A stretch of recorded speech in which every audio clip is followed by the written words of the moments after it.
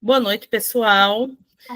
Nós trouxemos para cá porque tivemos dificuldade com o Instagram e aqui a gente pode gravar tranquilamente e posteriormente eu vou colocar liberado, livre lá no YouTube. Então, vai ser de fácil acesso para todos. Meu nome é Charline, sou de João Pessoa, graduada em psicopedagogia, e a gente vai ter um bate-papo aqui, inclusive quem quiser fazer qualquer pergunta, coloca aqui no chat, que a gente vai lendo e tentando responder. Já recebemos algumas perguntas anteriormente, então a gente já tem algumas dúvidas para serem tiradas. Eu e Gabriela fazemos parte do Psicoavançar e vamos conversar hoje com vocês sobre avaliação psicopedagógica. Quer falar um pouquinho, Gabi? Quero sim. Boa noite, pessoal. Obrigada por vocês estarem aqui com a gente. Como a Chay falou, a gente está ali no Psicoavançar, a gente dá cursos, a gente dá alguns treinamentos e a gente traz com a gente muita pergunta, das nossas alunas, principalmente no contexto da avaliação psicopedagógica. Então, eu queria começar falando com vocês, daí a Chay vai dando um complemento, sobre a necessidade, muito melhor, sobre a necessidade da avaliação psicopedagógica. Uma pergunta que a gente escuta muito, escuta nos nossos cursos e escuta muito nos grupos eu preciso avaliar mesmo quando a criança chega com laudo? Gente, precisa. O que nós temos que entender? A criança ela que chega com laudo de TDAH, por exemplo, com transtorno, ela chega ali, com isso já específico, muitas vezes até medicada, mas qual é a dificuldade de aprendizagem dessa criança? Não é um Ctrl+C, Ctrl+V, cada criança, cada ser é único, então aquela minha criança pode ser que ela tenha um problema de atenção, a outra criança pode ser que tenha um problema de foco, a outra pode ser que seja TDAH, mas ela consiga ir bem na escola, mas ela se desregule muito emocionalmente, então isso cabe a nós, psicopedagogos, avaliarmos. Qual é o período operatório dessa criança? Ela está operando dentro do certo? Ela está dentro do planejado, do marcos de desenvolvimento? Esse TDAH atrapalhou ela lá com 5, 6, 7 anos e ela acabou não conseguindo ter uma aquisição de aprendizagem adequada? Ou não, essa criança conseguiu aprender, mas ela está começando a ter dificuldade agora. Ela tem uma boa base, mas agora a atenção, foco, planejamento estão dificultando. Então, esse é o nosso papel. Quando a criança chega, por exemplo, no psicólogo, ele vai fazer a avaliação dele, ela vai chegar num fono, ele vai fazer a avaliação dele. Por que nós, psicopedagogos, achamos que podemos só intervir? Não, é nossa obrigação, é nosso dever avaliar. E falar isso para os pais. É claro que existe uma avaliação diferente quando a criança chega com um laudo, porque você não vai sondar aquele transtorno em específico. Você pode perceber que a criança ela veio com TDAH e ela tem uma dislexia, e isso não estava no laudo. Mas é uma avaliação diferente de uma criança que chega crua e nua, Quando ela chega crua e nua, você vai usar escalas, você vai usar planilhas, você vai fazer coisas diferentes, mas ainda assim você vai avaliar nos dois casos, tá? Então, isso é muito importante. Vamos avaliar sempre, tá? Então, o primeiro ponto que a gente precisa começar essa live deixando claro para vocês. A avaliação psicopedagógica faz parte do nosso trabalho e ela é extremamente importante. Gabi, qual que é o tempo de uma avaliação psicopedagógica? Aí a gente entra na questão criança laudada, criança sem laudada. Aí teremos uma diferença de 2 ou 3 sessões, não passa disso. Por quê? A criança que vem laudada, você não vai perder aquele tempo de preencher uma SNAP, um MChat, um CARS, porque você já tem um laudo, você já tem ali um nível que já está definido pelo médico e pela equipe que veio cuidar dessa criança, tá? Agora, se é uma criança que vem com características específicas de TDAH, de TEA, e você não tem um laudo, você vai fazer essas escalas. Isso você vai ter 1, 2, 3 sessões a mais que você vai precisar. Então, o que eu falo para os pais? A sessão é de 10 a 12 sessões, Gabi, 3 meses de avaliação? Sim, 3 meses de avaliação, porque eu preciso valorizar meu trabalho. Tá? Então, e eu preciso fazer um trabalho bem feito. Qual que é o trabalho bem feito? Eu preciso compreender essa criança. Eu preciso compreender o ambiente biológico onde essa criança funciona. Eu preciso conversar com os pais. Eu preciso fazer uma IOCA. Eu preciso ganhar a confiança dessa criança. Eu preciso entender qual é a relação dela emocional com a aprendizagem. Eu preciso aprender e compreender qual é o tempo que essa criança está operando, quais são as dificuldades de leitura, de escrita, de memória, de atenção. Eu não vou fazer isso numa sessão. Então, nós vamos ter ali, que a gente tem até no curso da jornada, todo o nosso roteiro. Nós vamos ter queixa e enquadramento, porque nós temos que conversar com esse pai, nós vamos ouvir esse pai, nós vamos fazer o contrato, porque nós temos que nos proteger como profissionais, nós temos que ter um contrato que estabeleça as normas. desse trabalho. Nós temos que ter uma boa anamnese, uma anamnese detalhada, que às vezes você consegue fazer uma anamnese só com a mãe, às vezes são pais separados, às vezes essa anamnese é um pouco mais difícil, então nós temos que fazer uma boa anamnese. Nós vamos ter ali provas projetivas para entender como que essa criança funciona na parte emocional com a aprendizagem. Nós vamos ter provas operatórias. Ai, Gabi, mas ninguém mais usa prova operatória. Ninguém que não trabalha comigo com a Chay, porque nós somos defensoras do clássico que funciona muito bem. Eu tenho que compreender essa criança. Ela entende mais e menos, ela entende, né, localização, ela entende que o enrolado e o reto é diferente. Como que essa criança opera? Nós temos que avaliar isso. Nós temos que saber como que é a atenção dela. Ela é teia, mas ela tem uma boa atenção? Se eu pegar uma criança que não sabe ler, eu estou no celular, gente, então às vezes eu vou ter um pouquinho de dificuldade de ouvir, de ver. Eu leio. Isso, então lê para mim. Assim, se eu pegar uma criança que não sabe ler e minha função é alfabetizar? Não. Você é psicopedagoga, você não é professora de reforço. Essa pergunta está aqui depois, tá? Ah, Gabi, mas eu não vou alfabetizar? Você vai trabalhar dentro da alfabetização.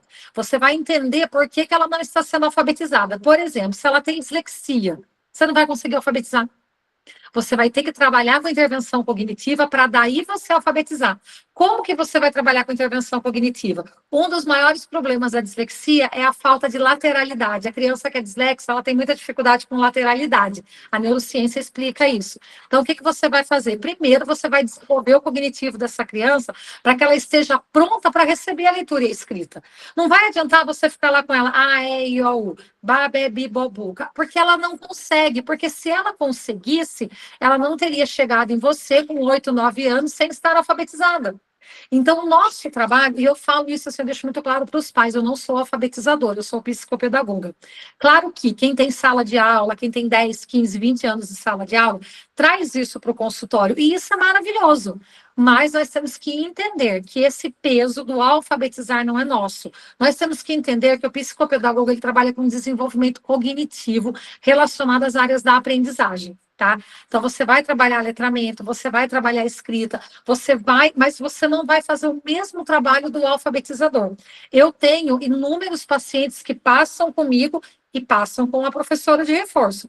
E nós duas trabalhamos juntos. Eu dou a estratégia, porque é uma criança com quadro de dislexia, por exemplo, ela não está alfabetizada e ela tem 9 anos, ela tinha de estar. Tem algo errado. Não pode ser que todos os professores que passaram por essa criança eram errados. O professor de reforço, a dificuldade de aprendizagem, ela é algo pontual.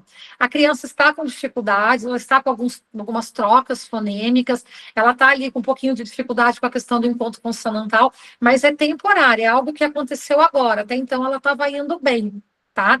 Agora, essa criança, ela vem vindo 5 anos, 6 anos, 7 anos, algum problema tem. E aí é onde a gente entra. Nós trabalhamos com o transtorno e com a fonte dele. Nós vamos desenvolver o cognitivo dessa criança para poder fluir, tá? Então, respondendo essa pergunta. Então, aí, de novo, a gente entra nessa questão do contexto global. Quando que essa criança começou a apresentar dificuldade de leitura e escrita? Quando que essa criança começou a apresentar dificuldade de atenção e memória? Então, tudo isso, eu já tive um caso, gente, acaba alfabetizando o símbolo, né? A gente acaba, mas de uma forma diferente, entendeu? Eu tive um paciente que foi muito engraçado a primeira conversa que eu tive com a mãe. Eu falei, como que é a lateralidade dele? Ele anda de bicicleta? Ela falou, não. Ele consegue jogar ping-pong? Não. Aí a gente começou com esse trabalho. Eu trabalhava ali as questões cognitivas e a mãe começou a trabalhar ali para ele andar de bicicleta e tal. Foi muito engraçado que um belo de um dia ele chegou todo ralado, porque ele não conseguia virar a bicicleta. Mas, ao mesmo tempo que ele conseguiu trabalhar a lateralidade ali comigo e com a bicicleta, ele foi conseguindo ler e escrever, ele teve alta, depois de 1 ano de atendimento comigo, alfabetizado. Então, assim, e ele não fez aula de reforço, ele ficou só comigo. Então, de certa forma, eu alfabetizei. Mas os instrumentos usados pela minha forma de alfabetizar foram diferentes do professor tradicional, entendeu? Porque se eu ficasse só dentro do tradicional, do A, E, I, O, U, não teria dado certo, tá? Então, é isso. Se tiver alguma pergunta importante aí, Chay, você me passa, porque o celular sofre. Então, você vai, né, que eu estava falando com vocês. Já teve caso de criança que chegou para mim com um transtorno de TDAH e depois a gente descobriu que existia um problema biológico, ela tinha mudado de casa e a casa que ela tinha ido era uma casa muito grande, ela não estava dormindo bem e tal. Quando a gente sanou isso, acabou o TDAH da criança. Então, acaba que dentro da nossa avaliação, nós vamos avaliar tudo. Por isso, a sessão, né, a avaliação é de 8 a 10 sessões, para que a gente consiga avaliar tudo isso, tá? E quando eu falo, gente, sobre a diferença do professor de reforço e do psicopedagogo, ouçam com carinho. Eu não estou dizendo que um é mais importante do que o outro ou menos importante do que o outro. Eu só estou dizendo para vocês que são funções diferentes. O professor de reforço, ele vai trabalhar dentro da alfabetização inclusive, só, exclusivamente. O psicopedagogo, ele vai trabalhar dentro das questões cognitivas também, que envolvem aprendizagem e emocionais, tá bom? Aí aqui, né, a diferença entre a avaliação e a intervenção, só dar uma pincelada, depois a Chay fala um pouco. É dentro da avaliação que a gente vai formar a nossa intervenção. Chega para você a criança, Téia, você já vai direto intervir. Você vai intervir como? Qual que é a dificuldade dela? Porque, não, né, é que a gente fala, não é uma receita de bolo, são várias camadas. Qual que é a dificuldade? Então, você vai entender, você vai avaliar, você vai fazer um relatório avaliativo, e a partir desse relatório, você vai fazer encaminhamentos. Às vezes a criança precisa de mais encaminhamentos, às vezes precisa de um TEPAC, às vezes não está indo numa fono, precisa de uma fono. Mas a partir disso, você vai entender, olha, ela tem uma dificuldade muito grande de memória visual. Mas a memória auditiva é boa, então eu vou trabalhar mais com a memória visual. Ah, ela tem uma dificuldade muito grande com a memória auditiva, então eu vou trabalhar a memória auditiva. A gente até tem um curso da intervenção que a gente dá uma aula sobre PAC, e a gente dá altas dicas ali de como trabalhar. A Charlene está em Dubai, é profético. De como que a gente vai trabalhar essa questão, porque o PAC, por exemplo, hoje é um problema que nós temos muito grande com as nossas crianças. Como que você trabalha a PAC se isso é para o fono? Trabalha. Dentro da psicopedagogia tem como trabalhar, mas você tem que ter feito uma avaliação. Você tem que ter compreendido que existia um problema, você tem que ter pedido para esses pais fazerem a avaliação do PAC e daí chegado nesse ponto. Então, olha como a avaliação psicopedagógica é linda. Quando eu escuto colegas no grupo falando que a psicopedagogia é uma área defasada, que a psicopedagogia não dá sucesso, que eu vou mudar para esse, para aquele. Gente, é porque a pessoa não descobriu a essência da psicopedagogia, a beleza da psicopedagogia. Qualquer área de atuação, você vai sair da faculdade, você vai ter que ralar para conseguir pacientes. Não pensa que, TO está na moda, eu vou fazer TO porque eu vou sair do TO e vou ter 500 pacientes. Não vai ter. Você vai ter que trabalhar, você vai ter que amar, você vai ter que fazer um trabalho bem feito.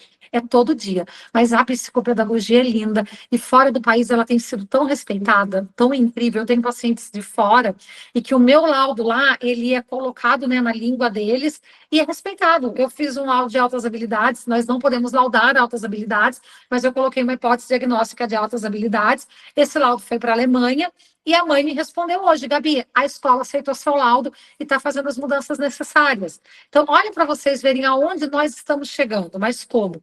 Com competência. Primeiro fato, avaliação bem feita, relatórios bem feitos, relatórios organizados, tá?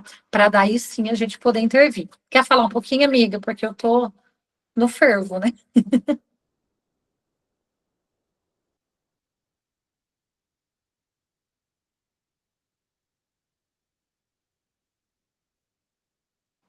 Ninguém estava me escutando, eu sei. Só um minuto.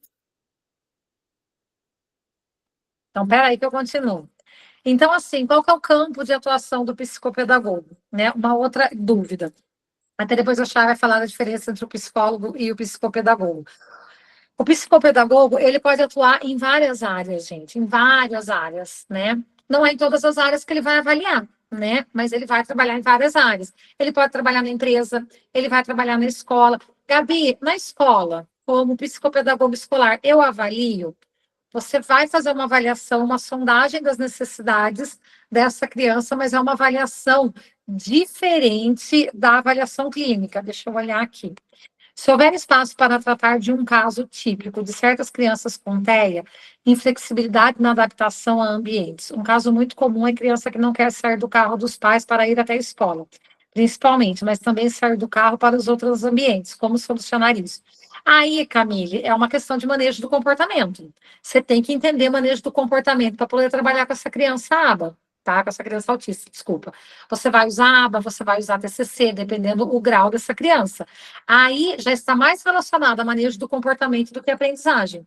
Então, por exemplo, se é no seu consultório, que ela vai chegar e ela não quer descer do carro, você vai trabalhar com ela para que ela entenda a situação, você vai treinar com ela, olha, vamos sair do carro junto. Tem todo um treino de comportamento, é toda uma questão que envolve o manejo do comportamento, tá? E isso aí é um trabalho que não se faz do dia para a noite, você precisa estudar, você precisa compreender a ciência ABA, tá? Porque hoje é a que mais tem dado certo, né, com as crianças autistas, e entender as questões do manejo do comportamento. Para que ela queira ir para a escola, para que ela sinta segura, a criança autista, ela precisa de rotina, ela tem dificuldade com mudanças, a flexibilidade cognitiva dela é menor do que uma criança típica. Então, tudo isso tem que ser trabalhado. Eu lembro de uma história de uma criança que ela ia fazer uma viagem de van e ela tinha medo de entrar na van. Aí a professora, sabiamente, ela começou todo dia, ela treinava e entrava na van com essa criança. Aí um dia a criança entrou, sentou calma, ligaram a van. Foi um trabalho de formiguinha, mas é aí que a gente entra na empatia, né, com o atípico, né? É muito fácil você falar em inclusão, querendo se. Hoje eu estava falando com uma coordenadora de escola, ela falou que a maior dificuldade dela hoje é a inclusão. Porque às vezes, para você incluir a criança atípica, você exclui a criança típica. Então, é um trabalho de muito amor, de muita empatia, de muita. E cabe a nós. Eu acho que o psicopedagogo hoje é um grande, né, profissional para trabalhar com isso. Amiga, tá ok? Quer falar um pouquinho? Sim. Eu vou dar uma puxada no gancho aí em relação ao olhar da família sobre a avaliação psicopedagógica. Ao longo dos anos, a gente vem desbravando aí essa luta pelo reconhecimento da importância da nossa avaliação, porque, de uma forma muito de costume, foi colocado, pegava o paciente, tinha um laudo e colocava direto na sala já para iniciar uma intervenção de forma aleatória. E essa não é a conduta adequada, porque toda criança que vem para a gente, com laudo ou não, precisa ser avaliada, porque nós precisamos entender as habilidades e dificuldades dessa criança para poder intervir em cima das dificuldades. Não é de forma aleatória. Eu não boto dentro da minha sala e vou brincar sem saber por quê. Até o brincar, ele é propício para a aprendizagem, mas ele precisa estar correlacionado à necessidade do paciente. Então, vou trazer algumas dúvidas de famílias. A primeira dúvida: por que a avaliação psicopedagógica é necessária? Então, muitas vezes a família vem, algumas vezes vem sabendo de que se trata, outras vezes a família vem porque ou o neuro pediu, uma avaliação mútua, incluindo psicopedagoga, ou algum outro profissional fez a indicação, fonoaudiólogo ou algum outro terapeuta, e aí a família vem sem entender, não sei por que me mandaram vir fazer uma avaliação psicopedagógica, queria entender, e aí a gente tem que ter autonomia e conhecimento para explicar de forma correta. Então, nós trabalhamos em cima dos processos de desenvolvimento e aprendizagem daquela criança. Então, a gente vai falar de uma forma mais ampla que a gente vai avaliar essa criança utilizando inventários, testes, protocolos, checklist, e a observação clínica, a observação dos detalhes, para que a gente possa obter resultados quantitativos e qualitativos, que vão funilando ao longo da avaliação um resultado de uma hipótese diagnóstica ou de um descarte de uma possível hipótese diagnóstica. Então, isso precisa ser conversado com a família. A família precisa compreender o que está fazendo ali. A gente precisa dizer o passo a passo. São quantas sessões? Porque a família não vai querer fazer. Vamos, uma sessão, vai precisar de mais uma próxima semana. Ou fecha 4 sessões, quando chega na quarta e diz, fechou o pacote, agora precisa do próximo pacote. A gente tem que trabalhar com clareza, com verdade, respeitando essa família se preparando, porque muitas vezes já ocorreu caso assim, de pessoas que eu supervisiono, de dizer assim, que fechou um pacote de 4 sessões, e quando disse que precisaria da outra sessão, aí a mulher, por que você não disse logo que precisava de mais sessões? Porque eu peguei aquele empréstimo rápido para poder pagar essas sessões. Quer dizer, a falta de comunicação, a falta de clareza causou essa dificuldade. Então, isso pode interromper o processo, a família pode não ter condições de continuar, ou a família pode se sentir lesada e causar várias questões que vão ter um impasse em relação a isso. Outra coisa importante é a gente dizer que a avaliação depende do perfil do paciente, depende do nível de recusa ou de aceite em relação ao que a gente vai fazer, que o padrão de avaliação que eu sigo, por exemplo, são 12 sessões, uma média de 12 sessões. Mas pode ser o caso que eu preciso prolongar para 13, 14, se for uma criança que tem uma necessidade de suporte, ela desregule, e eu ainda esteja precisando de alguns processos de avaliação. Então, não tem um prazo definido, 100%, a gente dá uma média que consegue na maioria, mas existem casos pontuais que a gente não consegue fechar dentro desse prazo. Uma colega colocou aqui perguntando qual a média do valor de sessão psicopedagógica.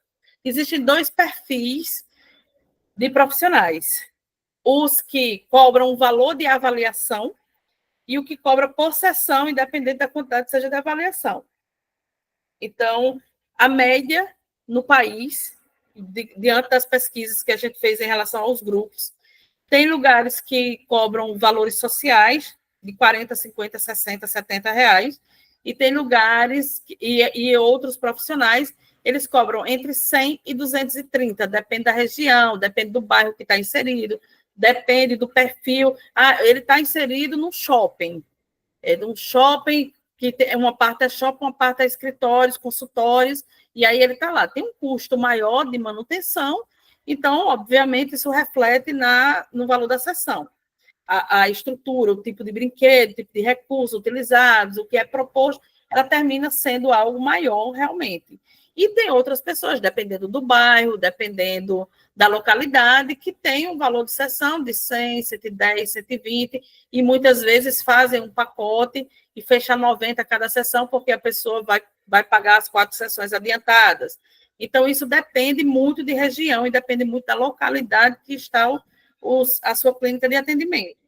E existem pessoas que são contratadas por clínicas que fazem um acordo de 50%, 50%, ou um valor fixo para a pessoa receber, e a clínica recebe o valor cobrado. Então, isso vai variar de que perfil você está falando, de se você está sublocando uma sala, você está colocando uma sala, ou você está sendo contratada por uma sala. Então, tudo isso é variável. Oi, Gabi, você quer falar? Eu só ia falar que, por exemplo, aqui na minha região, essa média de 100 a 120 reais. A gente não consegue. E 120 reais, por exemplo, que é o preço da minha sessão, é um valor caro na minha região. Mas eu tenho profissionais aqui da cidade que cobram 50, entendeu? Mas nem por isso os pacientes deixam de vir até mim, nem por isso eu deixo de ter minha sala cheia. Porque é o que a Chay falou, são trabalhos diferentes. Uma questão que eu percebo que faz a diferença na hora de você colocar o seu preço: professora de reforço ou psicopedagoga, que nem essa escola, né, esse lugar é uma casa, são profissionais muito boas, mas elas vendem no mesmo pacote aula de reforço e psicopedagogia. Então, eu acho que isso traz um pouco de confusão para os pais. Então, vocês precisam ter isso em mente. Vocês vão trabalhar como psicopedagogas, como avaliação psicopedagógica ou como professor de reforço. Eu entendo, tá, gente? Minha opinião particular, não estou criticando quem vê de uma forma diferente, mas foi o que deu certo comigo. Eu não posso ser professora de reforço, até porque eu tenho pedagogia, mas não sou graduada. Eu fiz a R2 em pedagogia para compreender o ambiente. Eu sou graduada em psicopedagogia, então não me caberia também a aula de reforço, né, ado a ado, cada um no seu quadrado. Mas uma coisa que eu percebi que fez muita diferença é explicar o que é ser psicopedagoga e explicar o que é ser professora de reforço. Acontece que, para o professor de reforço, os pais querem pagar 50 reais. É só uma professora de reforço. Não é só uma professora de reforço. É alguém que está ajudando seus filhos. Mas, infelizmente, ficou defasado, entendeu? Nós temos aí Kumon, nós temos aí, né, escolas que dão esses reforços que acabam tendo um valor que não compensa. Agora, um psicopedagogo que trabalha com materiais bons, que trabalha com desenvolvimento cognitivo, já é diferente. Então, o que eu estou querendo dizer para vocês existem valores e valores, não tenham medo de cobrar, mas façam o trabalho muito bem feito. Pode continuar, amiga. Pegando o gancho na fala de Gabi, não sei se vocês estão escutando a zoada chuva aqui. Pegando o gancho da fala dela, de fato, quando vocês colocam, porque eu já vi muita gente, coloca psicopedagoga e reforço escolar. Eu tenho pessoas que eu supervisiono que ela tem um ponto com salas e que tem reforço escolar e que tem psicopedagoga. Ela atende como psicopedagoga e ela contratou algumas pessoas, algumas pedagogas, para darem um reforço escolar, onde ela faz a ponte, porque ela é psicopedagoga dos próprios pacientes que estão no reforço. Então, ela supervisiona o reforço e aquele. É um nicho de mercado, não deixa de ser, mas um profissional sozinho, porque ela atua só como psicopedagoga e as pedagogas como reforço.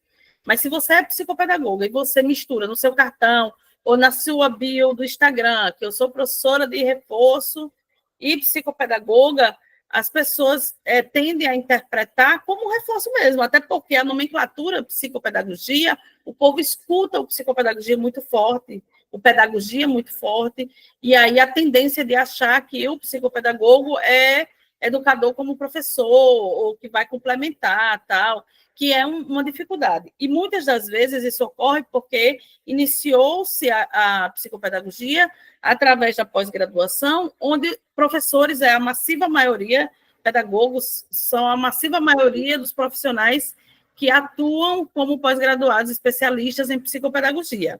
E aí tem um conhecimento da BNCC, tem um conhecimento em relação aos assuntos de sala de aula, que é uma coisa que a gente até brinca, porque na graduação de psicopedagogia não é da mesma forma.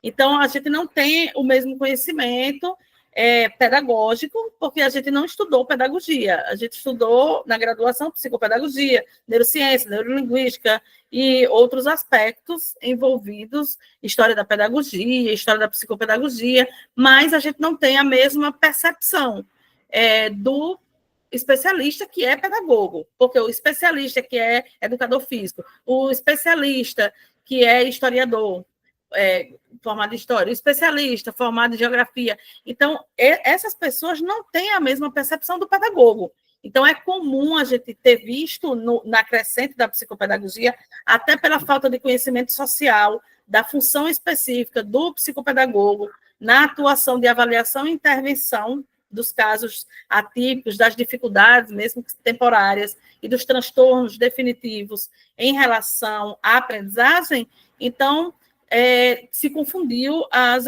atuações. Mas a psicopedagogia, ela é bem separada, ela é uma área de atuação, o reforço escolar é outra área de atuação, o professor é outra área de atuação, o professor de AE é outra área de atuação, cada um num quadradinho diferente. Então, a gente tem que aprender a separar isso bem para se posicionar no mercado, se posicionar com outros profissionais, se posicionar com a família, porque as famílias têm muitos questionamentos.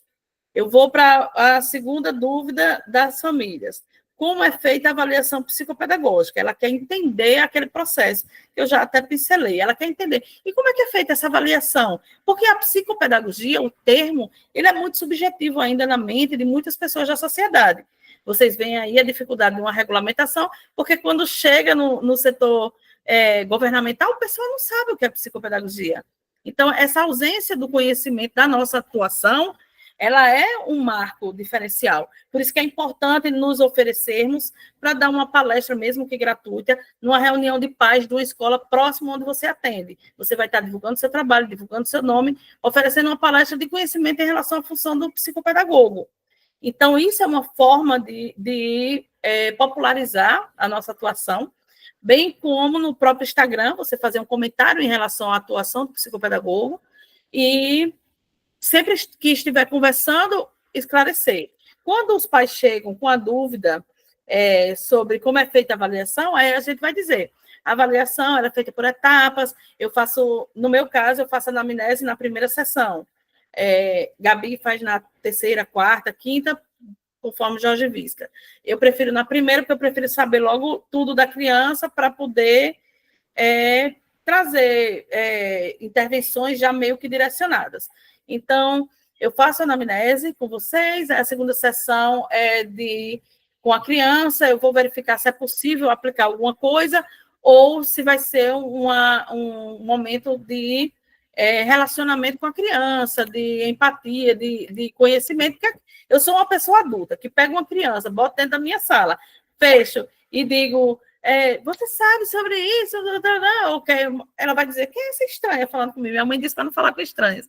Então, tem muitas coisas aí envolvidas que a gente precisa criar um vínculo com esse paciente. Então, eu faço anamnese, eu faço a criação de vínculo, muitas vezes dá para aplicar a EOCA nessa criação de vínculo, isso não dá para ser de uma forma unânime, mas dá para, porque a gente pega diversos tipos de pacientes, doenças raras, autismo, TDAH, dislexia, ou só uma dificuldade, ou está sofrendo bullying, e aí N fatores podem trazer um paciente para a gente. E aí, às vezes, dá para fazer numa primeira sessão uma EOCA, enquanto a gente faz esse vínculo com o paciente, e aí depois eu vou, a cada sessão, eu vou analisando qual vai ser o próximo que eu vou aplicar, um teste, um protocolo, um inventário, um checklist, para poder fazer esse processo. Isso eu explico para os pais.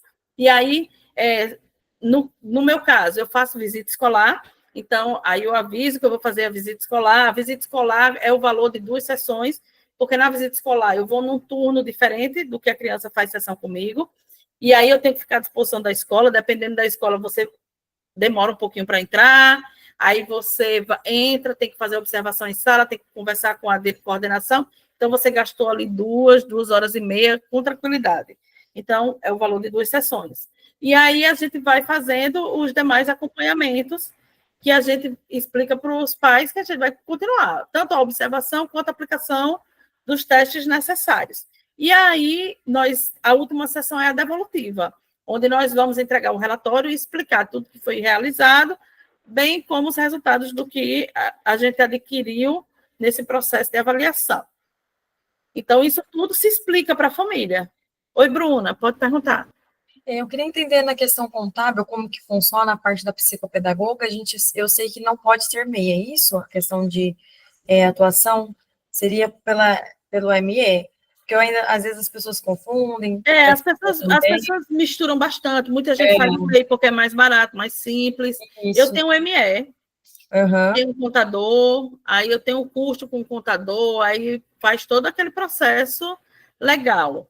Algumas pessoas abrem MEI e não tem nada que barre, porque nós não temos um conselho. Porque o conselho ele determina a obrigatoriedade. Algumas áreas, você só pode abrir um CNPJ ME para cima, não pode MEI. A psicopedagogia, algumas pessoas seguem o padrão de outros conselhos. Então, por isso que algumas pessoas dizem, não pode ser MEI. E outras pessoas abrem o MEI porque a gente não tem um órgão que direcione isso. E os códigos utilizados, eles podem ser os mesmos, tanto utilizados no MEI quanto na ME. E tem algumas questões específicas por cidade, que se paga, fugindo um pouco do tema da conversa, mas assim, que se paga um valor específico de acordo com a cidade que você atua. Que às vezes eles tem solicitações, tem valores que se pagou anual ou mensal, diluído. E aí você pode atuar com os dois, porque não tem nada que tire o direito de estar utilizando o MEI, por exemplo. A melhor opção seria o ME, mas existe um custo em cima do ME. Você custa bem alto. É um custo relativamente alto. Você paga para abrir o seu CNPJ e você tem que pagar mensalmente ao seu contador para fazer todo aquele processo, e todo o valor que entra na sua conta PJ, você tem a dedução do imposto de renda. Então, você tem um compromisso, uma sociedade com o governo. Você tem um compromisso mensal de um valor percentual significativo do que você recebe. Mas voltando, entendeu, Bruna? Voltando para o tema. Sim, obrigada, viu? Nada. Outra pergunta que os pais fazem: o que esperar dos resultados da avaliação? As famílias às vezes ficam em dúvida, sim, mas aí vocês vão fazer a avaliação, mas vocês vão fazer os testes e, no final, esse resultado já é um laudo? Não, não é um laudo, é um relatório. O termo laudo ele é muito subjetivo, qualquer pessoa pode criar, mas isso confunde muito as famílias. Então, eu opto por utilizar o termo relatório psicopedagógico. Não confunde ninguém e fica muito claro em relação ao que foi feito ali. E aí eu explico para a família que, através do meu relatório, vai conter ali informações importantes para um neuro, para um pediatra, para um psiquiatra que vai atender a criança, que já está ali uma hipótese diagnóstica de acordo com os resultados que eu encontrei na minha avaliação, mas que pode ser contestada pelo médico, e se ele tiver outros profissionais, verificar se fica comum os resultados. Então, é muito tranquilo quando a gente informa corretamente. Se você é claro com a família, você... Sim, devolutiva. Devolutiva é o termo que eu utilizo para a última sessão. Eu informo para a família, sim, a última sessão é devolutiva. Aí eu chamo para a devolutiva. Olha, nossa devolutiva vai ser tal dia. Mas no meu relatório eu não escrevo devolutiva, eu escrevo relatório psicopedagógico. E aí a minha devolutiva eu faço até slide. A minha devolutiva, quando é online assim, eu faço slide, fica eu e o pai, a mãe, e eu passando os slides, explicando tudo que foi feito, fotos, e não sei o que, não sei o que. E se for presencial, eu também levo o computador e apresento meus slides e apresento o resultado. Então, funciona super bem dessa forma. E aí é importante que a família entenda tudo isso. Outra pergunta foi quanto tempo leva o processo, que eu já expliquei antes. Como os resultados são comunicados, aí tem família que diz assim, mas a gente recebe alguma coisa?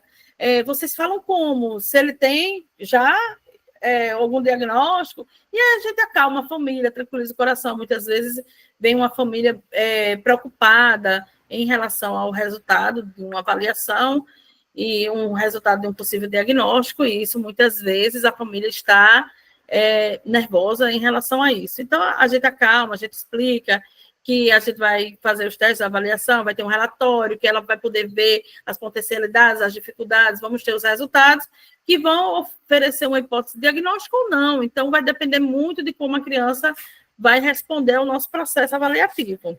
Mas que fiquem tranquilos, que nós vamos nos comunicar direitinho em relação aos resultados. E aí, tranquiliza a família para a gente poder seguir. Outra pergunta é o que a escola pode esperar da avaliação. As famílias precisam entender que a avaliação, algumas pessoas, no processo de avaliação, como a gente vai mostrando, fazendo testes, e a gente vai explicando algumas coisas para a criança, e a criança está tendo aquele momento semanal de encontro conosco. E eu, por exemplo, no final de cada sessão, os últimos 8, 10 minutos, ele é para brincar de alguma coisa que seja atrativo para a criança, para ela sair com a lembrança gostosa do meu encontro. E aí, nessas brincadeiras que eu vou incluir, de acordo com as demandas que eu percebo na criança, a criança vai tendo pequenas evoluções. Ela está tendo um olhar diferenciado, ela está tendo uma comunicação constante, então ela vai ter algum ganho. Então, no caso da escola, o que a escola esperar é que vai beneficiar a escola, porque a avaliação ela vai trazer os informes em relação às habilidades e dificuldades, e na última página são orientações para a família e orientações para a escola. Então, vai ter lá orientações do que pode ser feito em sala de aula para poder melhorar o desempenho dessa criança, que vai ser um teste, né? A gente vai tentar uma abordagem, e aí a gente vai, a cada 3 meses, a gente vai dando novas sugestões e acompanhando com a escola. Então, essa ligação com a escola também é super importante. Oi, Gabi. Uma coisa que a Chay falou que eu queria pontuar com vocês, que é importante, é essa questão dos minutos antes da sessão. Independente de ser de avaliação ou intervenção, mas principalmente na de avaliação. Vai ter dia que os testes vão ser chatos, né? Vai ter dia que você vai aplicar lá um TCL-PP, um ABC, um TCL-PP e um ADAP, e a criança vai ter escrito muito, a criança vai ficar frustrada. E aí, como que ela vai sair da sua sala? Cansada, desanimada? Não, então vocês têm que sempre tomar esse cuidado para dividir o tempo da sessão. Por exemplo, a minha sessão, ela é 45 minutos com a criança, 15 minutos para higienizar a sala, para dar um feedback para os pais. Então, eu uso 1 hora, eu explico isso para o pai, né? Mas a criança fica comigo 45 minutos. Eu sempre tenho esse cuidado de, nos 5, 10 minutos antes, já ir tirando peso, já ir brincando, porque tem crianças que você tem que trabalhar limites. Tem criança que não quer ir embora, tem criança... Então, você tem que ter essa firmeza de trabalhar o limite, mas se assim, sempre uma massinha de EVA para você dar para a criança, para você trabalhar ali, né, um manejo. Então, é muito importante isso. Outra questão que é de extrema importância, gente, para vocês que estão começando, é a reunião com a escola. tá? Eu, por exemplo, reunião com a escola, a primeira reunião eu sempre vou pessoalmente. Eu sei que existem dinâmicas diferentes, eu sei que existem pessoas que moram, né, em cidades muito grandes, que ir até o lugar é muito mais difícil. Mas os que podem estar indo presencialmente na reunião com a escola, vá. Por quê? Tanto na primeira reunião que você vai conhecer, quando depois que você terminar o relatório. É o momento que você vende sua imagem. É o momento que você senta com a coordenação, com a professora. Eu tenho pacientes, filhos e professoras e coordenadoras de escolas que eu fui. Então, a gente não pode perder a oportunidade. A gente tem que entender que a gente é psicopedagogo, mas a gente também tem que ser empreendedor. A gente tem que ser um pouquinho marketing. E isso é muito importante. Então, depois assim, a primeira eu vou pessoalmente, depois numa segunda, naquela de acompanhamento durante o ano, eu faço online. Mas aí eu já tenho amizade com a professora, já tenho amizade. Hoje eu fiz uma reunião, foi 1h20 com a coordenadora. A gente falou da criança 20 minutos. É uma criança de altas habilidades, não tinha tanto que ser falado. Mas a coordenadora começou a falar do filho, dos alunos que ela tinha, me adorou, pediu o cartão. Um paciente, pelo menos, daquela escola vai vir. Então, a gente tem que ter isso, tá? E esse relatório, depois que acaba, um relatório da escola, que você vai mandar para a escola, você pode fazer em 2 formatos. Eu faço da seguinte forma, eu faço um só relatório. Eu não tenho o relatório da fono, da escola e da família. Eu tenho um só relatório. E, em alguns casos, quando a família me pede que não quer que seja exposto a anamnese, coisa assim, eu sempre faço essa pergunta para os pais, eu levo só a parte final, da hipótese diagnóstica para frente. Então, eu coloco ali o cabeçalho, os testes que foram feitos, primeira hipótese diagnóstica, segunda hipótese diagnóstica. Tiro a parte da anamnese, questões que não diz ao caso da escola. Para o médico já não tem jeito, tem que ter.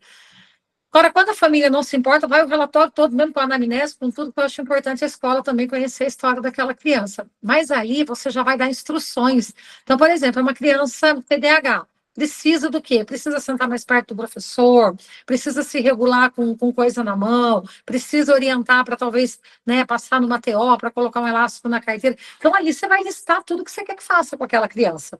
Essa dificuldade que a criança tem atrapalha com o quê? O meu relatório é desse jeito. Essa dificuldade que a criança tem atrapalha a criança na memória nesse momento. Essa dificuldade que a criança tem atrapalha com isso, porque a gente vai estudando neurociência, a gente vai colocando ali. Por quê? Porque a escola precisa entender. Aí o que acontece? Você começa a ser vista, começa a ser querida, e que nem a Chay falou, você começa a ser chamada para dar palestra na escola. Ah, Gabi, vai ter escola que vai pagar 500, 600 reais para você dar uma palestra. Vai ter escola que vai te pedir para ir de graça. Você vai. Porque você precisa se tornar conhecida. Vai chegar uma hora, gente, que vocês vão ter fila de espera. Mas nem o médico se forma com fila de espera, né? E olha que doentes tem todo dia.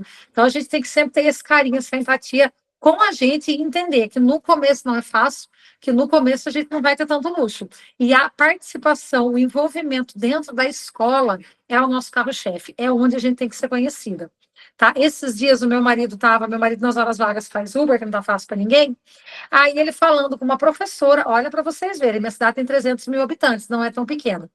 Uma professora de uma escola pequenininha aqui, daí falou, olha, tá muito difícil, essa professora reclamando. A minha esposa é psicopedagoga, tal, tal, tal. Daí ele falou assim, você não quer ficar com o cartão dela? Ah, lá na nossa escola a gente já indica uma psicopedagoga, que ela cuida da fulaninha, que é a beltraninha, não sei o que, o moço conta tudo, né? E, nossa, ela é um amor, e não sei o que, não sei o que. Conversa vai, conversa vem, meu marido falou assim, mas será que não é minha mulher?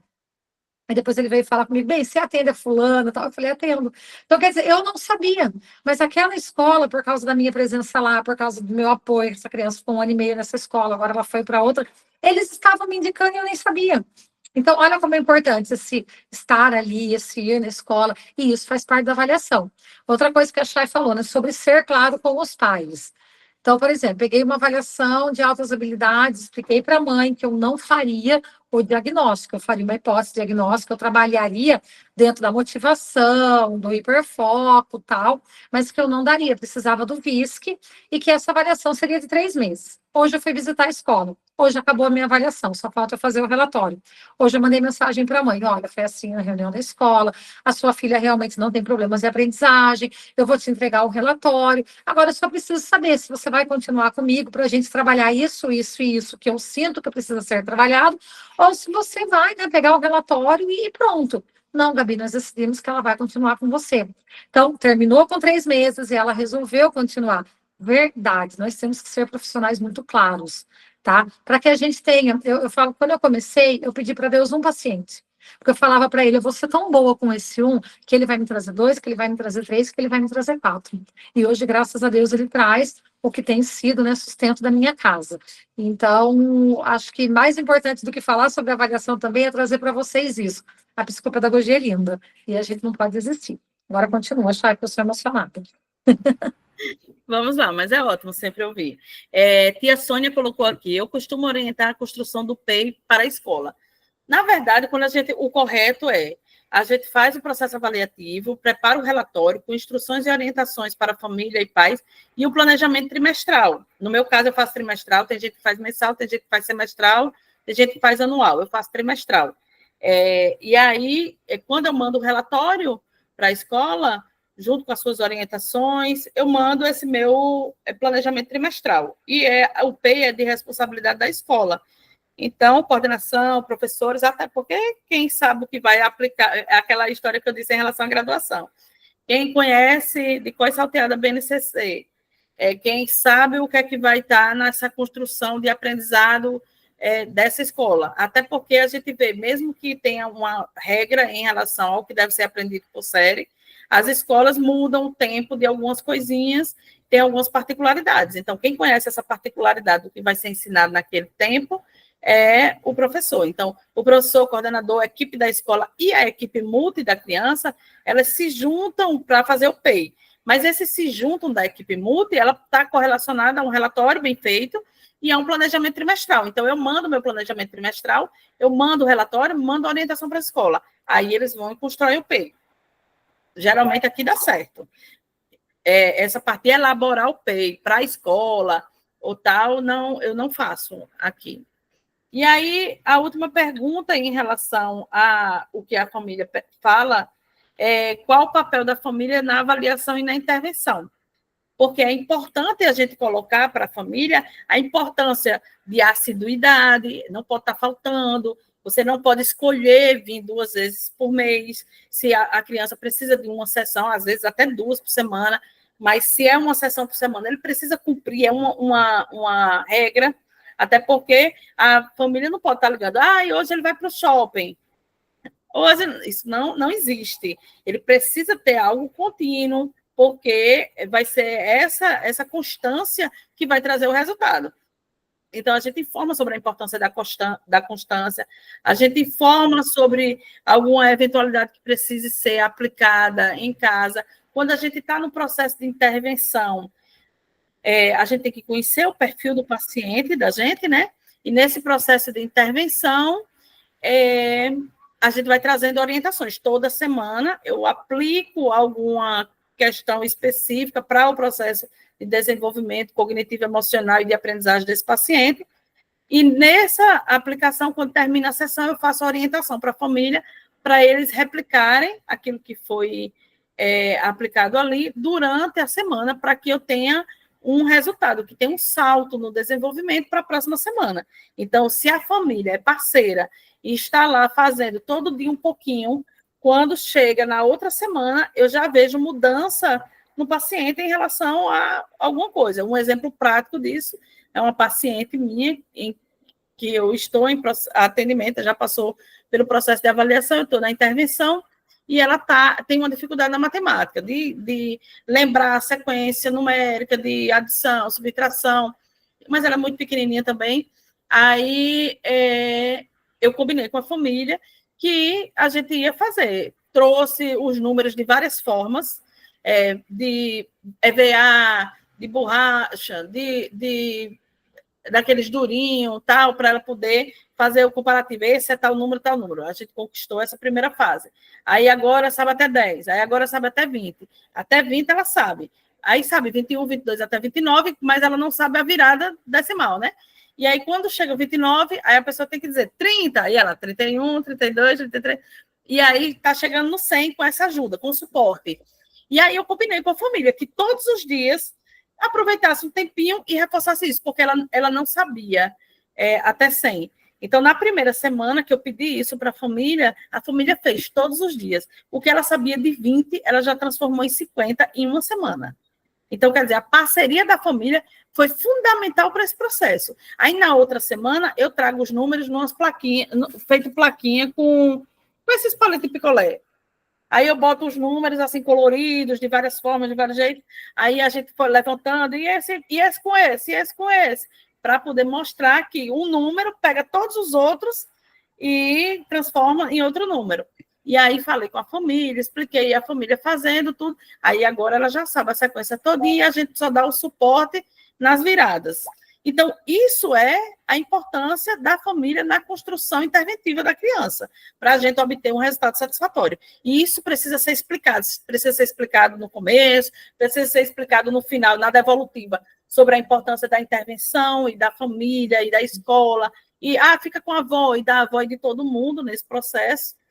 E a cada sessão a gente vai reforçando a importância da família. Olha, ela melhorou muito, parabéns, porque a família precisa também desse incentivo e dessa moralzinha para poder continuar nos ajudando. E aí a gente consegue, de fato, ter uma evolução significativa, porque a nossa intervenção, uma vez por semana, e ela fica os outros dias da semana sem a intervenção. Então, o suporte da família é o diferencial. Aí, deixa eu verificar. Aí, pronto. Essas foram as perguntas da família para a gente. Deixa eu ver se tem mais. Pronto. Aí, vocês têm alguma dúvida em relação à família? Fazer o treinamento com a família é essencial para uma evolução. Justamente. Inclusive, a orientação parental, ela pode ser realizada pelo profissional de psicopedagogia, porque a orientação parental nada mais é do que orientar os pais, os parentes, as pessoas, os cuidadores da criança, em relação ao que precisa ser feito. Então, a gente pode orientar em relação à postura, a gente pode fazer uma sessão com os pais, explicando, olha, vamos tentar todo mundo falar baixo, quando for fazer uma reclamação, se abaixa, olha nos olhos, porque tem crianças que têm TOD, tem crianças que têm um TDAH muito hiperativo, sem medicação, um pouco mais agressivo, e aí a pessoa grita com a criança grita dobrado e se joga no chão, e aí a gente vai encontrando alternativas para equilibrar o ambiente familiar daquela criança com o perfil que aquela criança apresenta em relação à hipótese diagnóstica. A gente orienta também a procurar o profissional habilitado para o diagnóstico, pediatra ou psiquiatra infantil, vai de acordo com a região, quais tem uns que são mais chamados. E aí, isso é importante, todo esse diálogo, todo esse vínculo com a família, ele é essencial. Eu faço o seguinte, inclusive meu celular nem aguenta mais, mas eu faço o seguinte, todas as vezes que eu pego um paciente, aí eu abro um grupo. Aí eu coloco assim, evolução de fulaninho. Aí eu boto a mãe e o pai, pode ser separado, pode ser junto, eu peço o número e eu boto lá. E aí toda sessão eu boto umas fotos, boto como foi a evolução e o que eu preciso deles.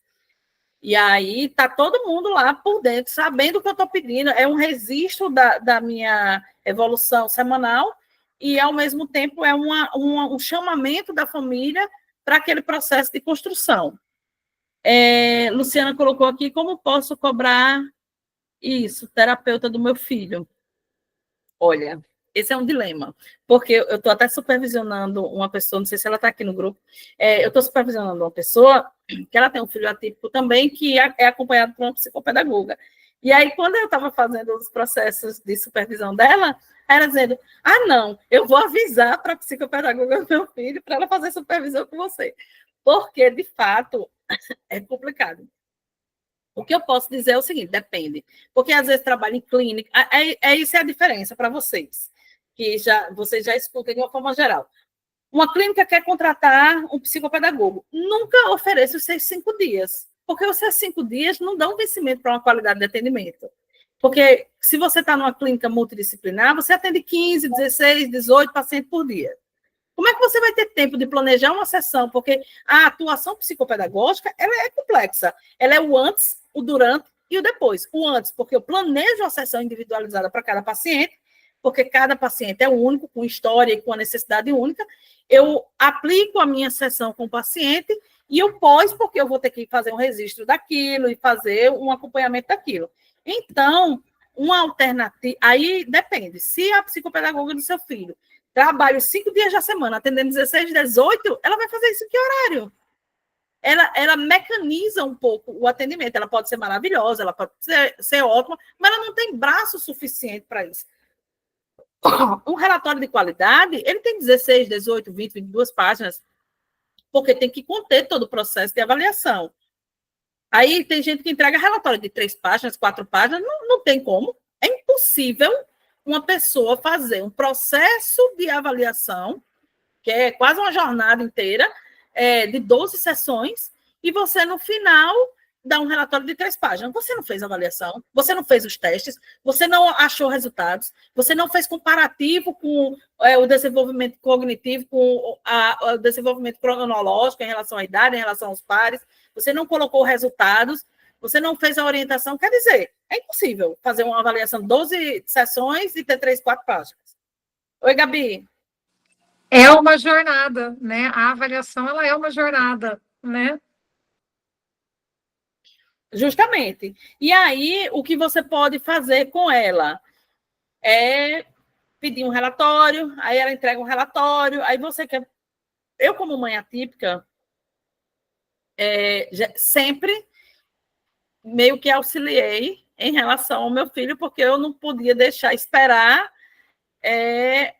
a morosidade de alguns profissionais, que é compreensível, cada um tem sua história, tal, mas é muito complicado para clínicas. Clínicas a gente não obtém assim tão completo quanto particular, porque é humanamente impossível. Humanamente impossível. Você trabalha de segunda a sexta. Tem uma pessoa que ela pagou minha supervisão e a gente tentou marcar um horário, a menina não tinha, porque ela trabalhava de segunda a sábado, os 2, 3 expedientes. Aí, pronto, não tem condições. Então, uma pessoa dessa que tem uma demanda altíssima é uma pessoa que não vai poder entregar tudo isso que eu estou falando aqui. Eu estou falando isso dentro de uma realidade particular, por exemplo, que é diferente. O SUS, particular e clínica multi, elas têm processos diferentes, têm demandas diferentes. Por isso que eu digo a todo mundo, nunca pegue um trabalho clínico os 5 dias da semana, porque você não vai ter tempo de fazer um relatório. Você não vai ter tempo de fazer um planejamento trimestral. Você meio que vai ver assim, os pacientes que são parecidos e fazer a mesma coisa por 10 pacientes, porque é humanamente impossível. Então, dentro de uma realidade dessa, eu pediria um relatório e verificaria o que ela planeja fazer, pelo menos mais ou menos de boca, de algum jeito, ou pediria um planejamento trimestral, se ela tiver, que eu acho difícil, ou eu perguntaria assim, eu mesmo prepararia um planejamento para ela. Porque eu sou dessas, eu facilito o que eu posso para o meu filho. Mas é uma realidade difícil de lidar. Então, você pode exigir, pedir, você pode pedir o relatório, você pode pedir planejamento, você pode pedir orientação para os pais, você pode pedir orientação. Agora, se você vai obter, aí vai depender do local, certo? Isso eu estou falando de forma bem genérica, porque tem casos e casos. Aí, outra colega colocou... Respondi, Luciana? Eu tenho medo de colocar meus vídeos abertos, porque eu não me contenho no processo. Mas vamos lá. Camille, orientação parental deveria ser uma disciplina obrigatória de formação do psicopedagogo. A educação parental já é uma especialização que existe, ao meu ver, é de extrema necessidade. De extrema necessidade. A postura do profissional em relação à família, a orientação séria em relação ao que precisa ser feito com o paciente, juntamente com a família, tanto escrito quanto falado. Ela precisa ter autonomia, ela precisa ter conhecimento, ela precisa ter leitura. Por isso que eu digo ao pessoal, olha, sobrecarga profissional não qualifica o paciente, não qualifica o profissional, porque a sobrecarga ela impede de ter tempo hábil para ler um artigo, para se atualizar nas coisas. Como é que você vai ter propriedade de fala? Como é que eu vou chegar para o pai do meu paciente e ter propriedade para falar com ele se eu não estou atualizada? Então, é preciso leitura, é preciso conhecimento, eu preciso saber sobre o diagnóstico dele, porque eu tenho um paciente, fechou um diagnóstico, aí eu vou me aprofundar nesse diagnóstico, para eu poder atender.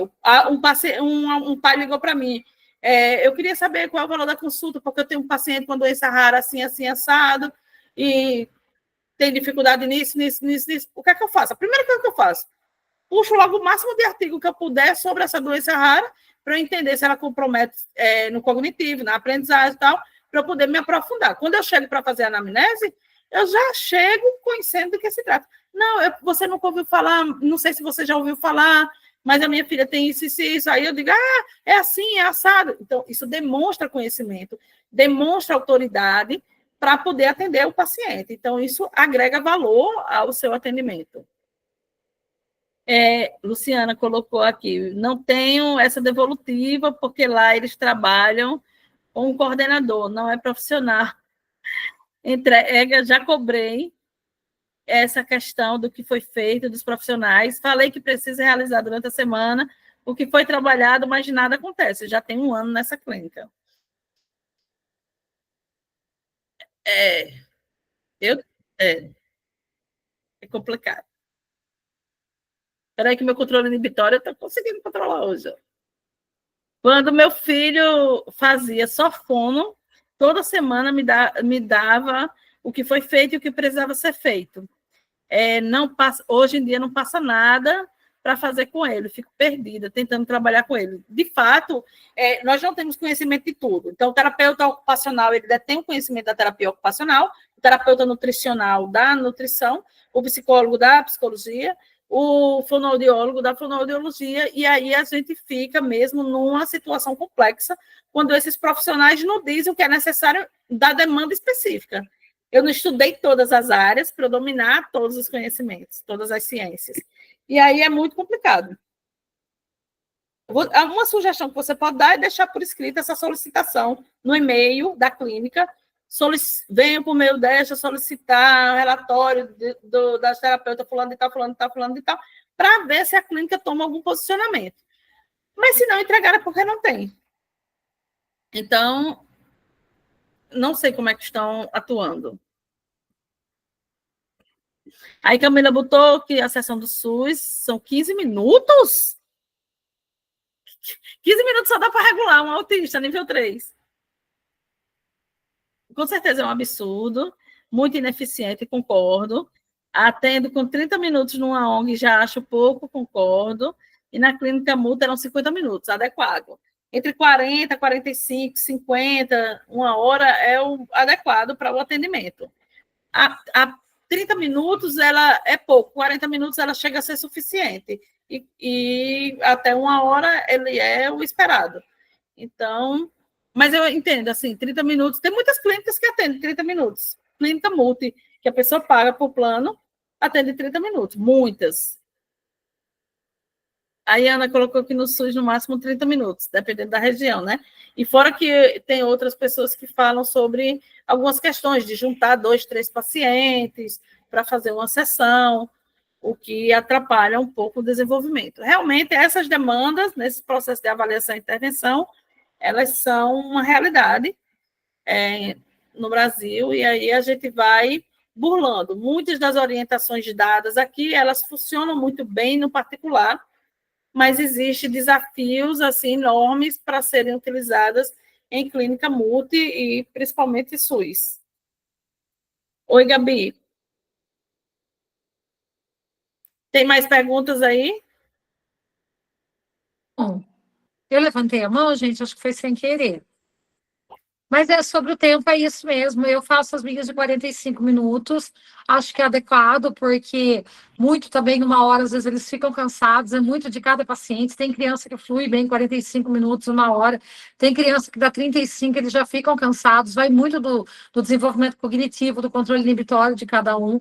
Então, eu, por exemplo, no meu atendimento particular ali, eu tenho a minha sala, eu estou nos 45 minutos, aí entrego a criança para a família, às vezes bato um papo, converso, volto ali para minha sala, tomo uma água, recupero minha sanidade mental, porque a gente tem que entender cada criança, então é tipo aquele, né? Desligo o cognitivo dessa criança, pego a próxima. Então, eu sei que não é todo mundo que consegue fazer isso, né? Tem muita gente que ainda lá nas clínicas multi, mas é uma coisa que a gente deixa também. Comecem a planejar, comecem a se organizar para ter o atendimento particular mesmo, porque é mais puxado. A gente não quer se estender muito à tarde, a gente teve muita dificuldade para começar, né? A gente vai fazer mais dessas, a gente está vendo para a semana que vem fazer mais uma. É que a gente dá cursos à noite, então tem semanas que tem 3 dias de curso. Aí não está sobrando para as lives. Aí, como a gente está de folga 2 semanas, essa semana e a semana que vem, que a gente está só com o curso da avaliação, a gente decidiu fazer as lives. Aí a gente vai ver se a gente consegue um tempinho para fazer alguma a semana que vem. Não foi surpresa, viu, Camila? A gente colocou no nosso Instagram. Chay, coloca o Instagram aí, que é o Psico Avançar, que é o nosso Instagram dos cursos. Então, aí lá a gente sempre coloca, tá? Quando for ter live, nós vamos fazer mais, tá? Lives assim. Se vocês tiverem sugestão de tema também, vai debaixo do post da live de hoje, ali do Psico Avançar, e coloca a sugestão do que vocês precisam para a próxima, tá? Que daí a gente faz uma live falando um pouquinho disso. Aí lá no Instagram vocês vão ter mais coisas. Nossa, não conhecer também os cursos que a gente tem 2 cursos que são com mentoria, né? Que vocês ficam dentro de um grupo fechado com a gente, e ali a gente dá toda a mentoria, dá todo o apoio, que é um curso de avaliação, que é a jornada da avaliação psicopedagógica, começo, meio e fim, com os protocolos, com tudo. Depois a gente tem o curso da intervenção, que são 8 aulas, desde o planejamento a cada, como intervir na dislexia, na descalculia, aula a aula. É um curso que foi um presente para mim, Cachai, porque a gente fez, porque as meninas da jornada pediram, e ele saiu melhor do que a encomenda. A gente gostou muito dele. E aí tem os aulões, né, que a gente dá e depois ficam gravados. Então, ali tem o complemento da avaliação. Então, ali vai ter Tolkien, vai ter Londres, vai ter Corse. Todos têm preços muito bacanas. A nossa Psico Avançar surgiu, né? Não falamos no começo, vamos falar agora um pouquinho da necessidade que a gente via lutando pela regularização, pela regulamentação de termos profissionais que fossem defensores da psicopedagogia. Então, eu e a Chay, a gente decidiu transbordar o nosso amor pela psicopedagogia através dos cursos e agora através das lives que a gente promete que vai trazer mais, porque tem gente que pode pagar um curso, tem gente que não, e não é justo a gente não dividir um pouquinho da nossa vivência com vocês. Peço desculpa pelos meus filhos que ficam passando atrás, mas vamos ter uma sala ainda, só para isso. Gente, obrigada, boa noite. Vai lá no Instagram, vai na página da live, coloca ali o que vocês acham que a gente pode fazer mais. Não temos um grupo, né? Todos os nossos cursos têm grupo fechado para dúvidas. Essa live não vai ter, mas vocês podem ir lá no Instagram e colocar as dúvidas que a gente responde no privado. Muito obrigada, viu? E no próximo a gente começa sem atrasos, direto pelo Meet. Não vamos tentar mais pelo Instagram. Fica muito mais fácil por aqui. Isso. Então, agradeço a todos vocês. Eu coloquei aqui o @psicoavançar, sem o cedilha, e vocês podem seguir, vocês podem fazer perguntas, podem conversar lá, que a gente está à disposição para poder ter esse bate-papo. Eu prefiro assim, porque eu acho que fica bem mais tranquilo, as pessoas vão fazendo perguntas, a gente vai respondendo, e eu acredito nesse bate-bola assim, mais tranquilo. Aí eu vou baixar o vídeo e vou colocar lá no YouTube. Aí pronto. Porque tem o YouTube com o mesmo nome, Psico Avançar. Dá para colocar no Instagram também, não dá, amigo? O vídeo? Não sei por conta do tempo, não sei. Eu vou tentar. Agora aumentou, né? Pode ser que dê. É. Então tá bom. Gente, Olha, muito a gente está se obrigada. despedindo e ainda tem gente chegando. É que demorou para chegar. Mas semana que vem a gente gravado. manda o link 15 minutos antes. E essa aula e essa conversa vai ficar gravada e disponibilizada no YouTube. Então, beijo para vocês, tenham uma excelente noite.